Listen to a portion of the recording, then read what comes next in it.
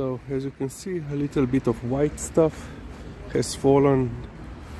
So it's actually icy rain than a proper snow or a frosting, so yeah. About 20 minutes after we came home from the dentist, it started to rain, icy rain. But yeah, as you can see, this is apparently the snow that they were forecasting. So no snow.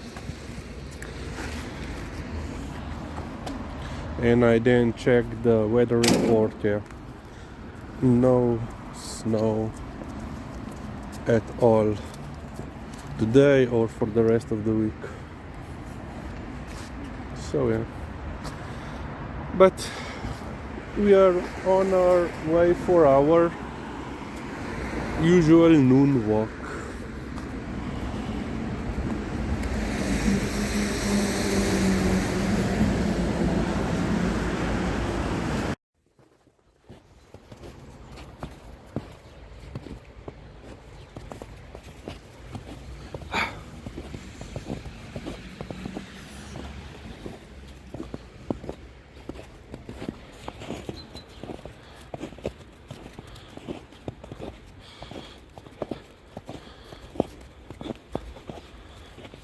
Pridna, kar lepo.